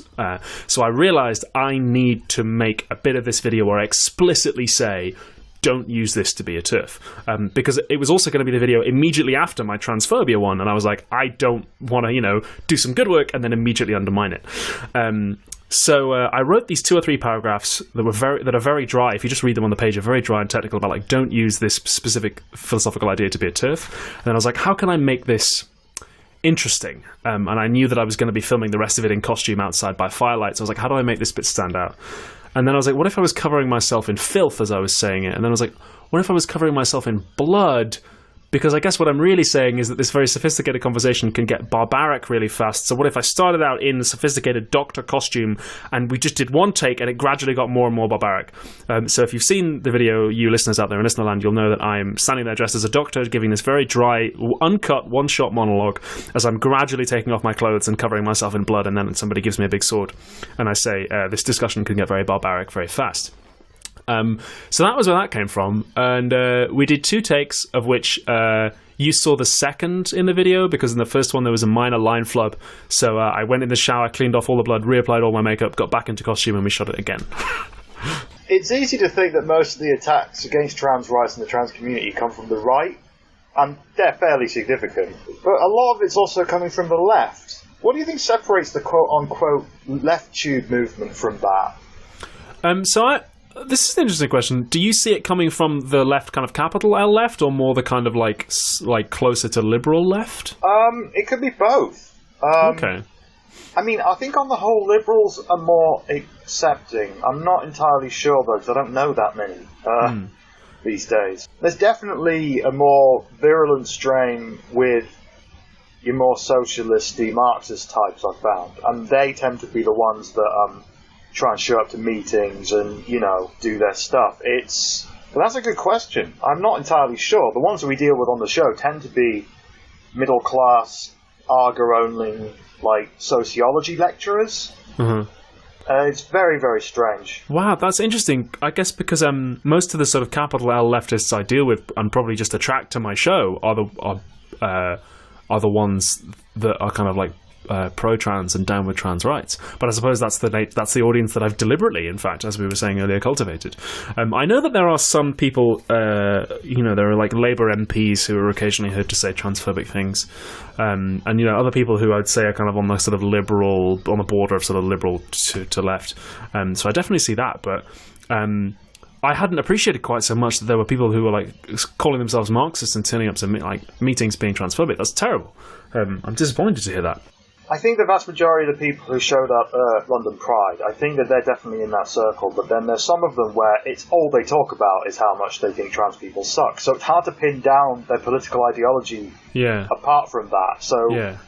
Well, what's the argument? Like, is it the kind of classic, we need to be focusing on class analysis more than anything else, or is it more like it's bourgeois degeneracy or that sort of thing? Or more, not degeneracy, but basically, woman is a class. And being oppressed for X, Y, and Z reason. Trans people are not oppressed under the class structure. That kind of thing. Right. I mean, that's disappointing because they very clearly are. But also, it kind of strikes me as being very much like that biologically essentialist TERF move of like, and the move I tried to guard against in the Federici video of like womanhood is a class constructed based on certain biological realities, and it's like, okay, cool, maybe that's where it came from. But at the same time, you know, a woman who can't have babies or for medical reasons who can't have sex is very obviously not immune to sexism. So why restrict the class of womanhood to just women who can do that? It seems inconsistent. Yeah. So I wonder why the kind of left tube movement has. Well, I can think of one reason why left tube in particular is trans friendly. One very glamorous and talented reason. But no, in fairness, it's not just her. I wonder why that is. Well, I guess I think because a lot of the people that are doing it are of a younger generation, I guess. But then there are people about your age and my age who are very much virulent TERFs. Yeah. And a lot of people my age who are your dad. I talked about the character of your dad in the transphobia video, who's this character of like I imagined your dad as like somebody who just wants to say the right thing and like doesn't really know what that is or really care or want to think about it. They just want to say whatever for a quiet life. So if they're like, yeah, whatever pronouns, whatever name, whatever, and that I think is a kind of dangerous character because like. Or it puts you in a delicate place because you can very easily be persuaded out of it if you don't take the next step, as I described in that video of recognizing that trans women are women and trans men are men. If you're just kind of like, yeah, whatever, then you're like a socio-political weather vane. You'll go whichever way the wind is blowing. And I met some people my age who had recently. In fact, I met a woman who'd recently become a mum, who said that to me. Who was like my age, and I was like, whoa, okay, I need to act on this now because there's not only people my age, but people bringing up the next generation who think this and who are kind of vulnerable to bad philosophy. And part of what I try and do is inoculate people against bad philosophy by just giving you just a little bit of a vaccination, a shot in the arm. You get a weakened version of it, and then you can make the antibodies necessary to resist it. So as a philosopher, what is the most interesting or bizarre thing you have found about all of the gender-critical ideology out there? As a philosopher, I don't call myself that, although Wikipedia now apparently does. On the Wikipedia page for the song Goodbye Mr. A, it says that philosopher Olly Thorn covered it. But yeah, what's the most bizarre thing I find about the gender-critical ideology? I was actually going to do a video about gender-critical philosophy, and then somebody with a great deal more talent and style beat me to it. So this is something that stands out to me, like as a cis guy with my experience. This would be the thing that stands out to me, is that it seems a little inconsistent. I get people who, like, for instance, comment under my transphobia video, who say things like, well, you know, don't you believe that gender is an oppressive social structure? Don't you believe that it's like a construct that needs to be eliminated? That's what we're working towards. And I'm like, okay, cool. There's maybe even some merit to that, to the idea that gender is an oppressive social structure. If that's the case, though, then that's the case for all genders. But nobody ever asks me to write 5,000 words defining what gender is before I take a piss. My gender is just as much, in this logic, like an oppressive social construct, arguably even more so than a lot of trans people's. But I'm never, like, asked. Nobody ever comes to me with that. You know, I don't buy clothes or, like, men's shoes and stuff, and people go, you're participating in the oppressive gender thing. It seems to be only when trans people try and stand up for their rights that people trot that out. Which is why I started to get curious about maybe this is just total metaphysical skepticism applied inconsistently angle. So yeah, to me, that seems, it just seems like very inconsistent. Yeah, I know exactly what you mean. Like, it's like Paris Lee said, you never ever see these people having a go at like one of the Kardashians because they wore a dress. Like, you never see them doing anything like that. You're getting kind of well known out there for changing minds, like you said previously. I hope so. What have been the most effective arguments, you think, that have changed the minds? I wouldn't really know, having never sat down with every single person who's ever watched one of my videos and done a sort of assessment. I do get a lot of people writing to me saying that they were persuaded by the character of your dad, which I'm pleased at, because I knew that the transphobia video wouldn't convince transphobes or TERFs, and I knew that trans people obviously wouldn't need to be convinced. But I had the sneaking suspicion that there were a lot of people in that middle camp, people who were kind of like my parents, I suppose, who recently, my mum said to me, your father and I have really sort of changed our minds on this over the last couple of years, just from talking to you and hearing about your friends and stuff. And I was like, that's amazing. They weren't sort of virulent transphobes before, but they were your dad, kind of this, just say whatever for the quiet life, I think. I hope I'm doing no respect to my mum and dad by saying that. But I had the suspicion that there would be a lot of people in that middle ground, and I think it's kind of been proved right. But so, like, realizing on this particular issue, on the trans rights issue, realizing that some people just want to say, they don't really want to think about it, then they definitely don't want to think that maybe they're culpable in something bad. So what I tried to do with the transphobia video is offer just enough of a carrot, like, hey, like, you got to be clever to understand this. Therefore, if you understand it, you will be clever. And you don't want to be tricked. You don't want to be bad. You don't want to be like a bigot. You don't want to do that. And it's like, oh no, I don't want to do that. But I like thinking of myself as clever, so I'll kind of go with it. So kind of balancing the carrot and the stick is something that I found to be quite persuasive, which isn't really an argument so much as a tone or an approach, which is, yeah, interesting. That's one of the fun things about what I do, is people often focus on the arguments and so on, but I'm aware that there's more to it than that. By the way, the amount of parties I've been to where I've met your dad, like, so many times. Yeah. Well, that was the thing, is what we were talking about at the start, is I was your dad. I just wanted to say the right thing, whatever that was, and I didn't know. And it was made abundantly clear that I had not said the right thing, so I then was kind of forced to know. The other alternative, I suppose, would have been to go, trigger that snowflake, fucker, and I would have, like, fuck that person, and I just would never have learned. Fortunately, I felt so bad that and I regret that I never managed to get in touch with that person. So if you are out there, if you were ever at a party in Fife and a young, slightly overweight, very spotty, beardless philosophy undergrad playing ping pong misgendered you to the extent that you left the party, then I'd like to say that I'm sorry, whoever you are and wherever you are. So you mentioned earlier the backlash. How was that? Was it all right, or did it get to you? Or generally speaking, we're talking about backlash against a cis person here, so to put it in context, it was nothing like the degree to which trans creators get. For the most part, I knew there'd be people who weren't persuaded and who would be very upset, and who I knew there'd be a lot of people who didn't watch the video and who would leave comments anyway, which I'm used to by now. But I'm used to getting, at this point, sadly used to getting, death threats and all sorts of death threats against my family and my friends from Nazis, and all kinds of unsavory characters. And in fairness, it would be disingenuous for me not to mention that I do occasionally get good faith and indeed bad faith criticism from trans people as well. I, in fact, got an email only just this morning from somebody who was very, very upset about the way I'd framed a bunch of things and about the company I keep and the people I associate with. So I do get that kind of criticism as well.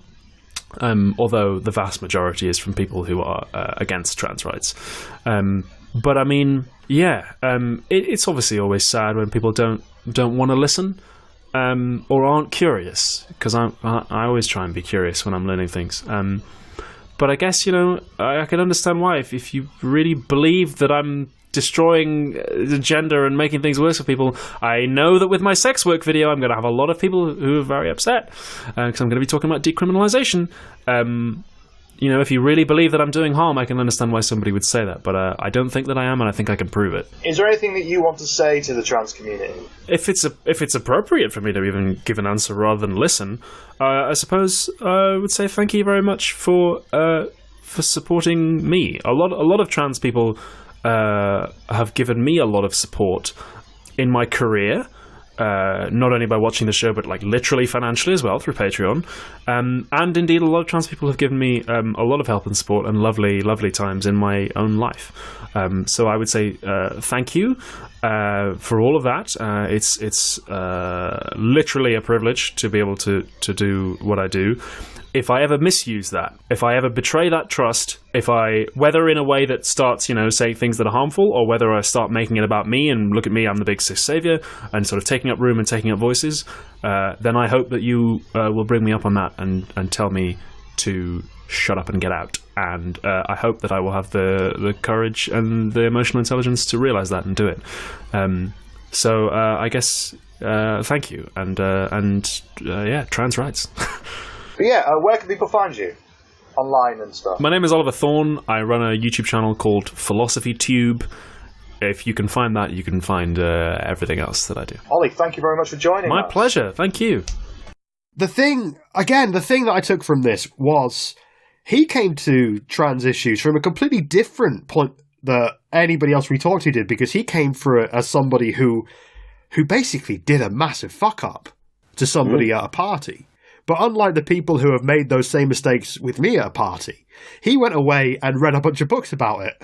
And that's like, so some people are coming at it from a personal perspective, or it's sort of come up at work, whereas, I think Olly genuinely is coming at it from a kind of moral, philosophical standpoint, genuinely. And, again, there's like, there's the whole, it's the right thing to do sort of thing. But he is just obviously such a demonstrably intelligent and compassionate guy, and kind of, wanting to do those things right, wanting to get the research right for the transphobia video, and actually consulting and paying trans creators. That's how you're supposed to do it, and people like that are seemingly mythical. But no, not this one. This one is actually real, and he is Oliver Thorn, and he does PhilosophyTube, and you should check out all of his stuff because it's really, really good. I learned so much.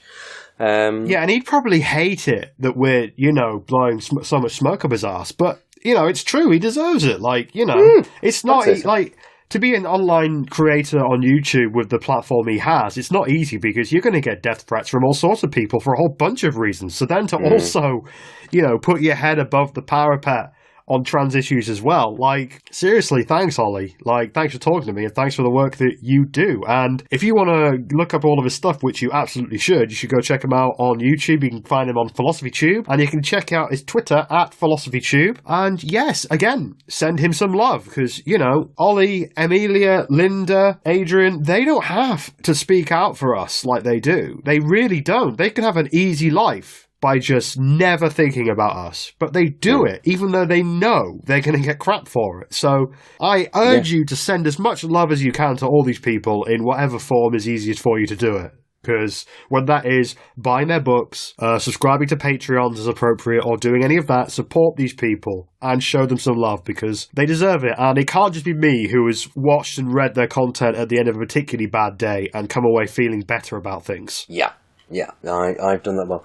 Thanks to all of our super duper guests. Yeah, I'm still amazed we got people on the wish list. It's just, how did we do that? I'm genuinely astonished and incredibly grateful that all these wonderful people could give us the time that they did. There will be another Cis Allies special in the episode after the next one, and then we're not going to do it again, I don't think. Or if we do, it'll be in a couple of years, maybe. Yeah, for a good while, or if it's something particularly newsworthy. Yeah. Thank you to everybody for listening. Again, thank you for the guest. Thank you, Michelle, for doing literally almost all of the work. I mean, it wasn't really much work. It was just going and talking to some cool people for a bit. Yeah, I mean, if that's work, that's fair enough. That's a job I want.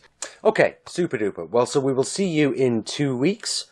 And yes, keep watching the trans. And one more thing before we depart, just one little reminder, we do have an open GoFundMe. It is gofundme.com/whatthetrans. Do have a look, give if you can, and please share if you can't.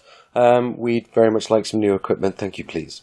Yep, and I'd also like to give a quick shout out to Mike LeBeau, because by the time this podcast drops, there will be an appeal video, which he basically filmed for me and basically made it look all posh and real and brought a professional lighting rig to my house.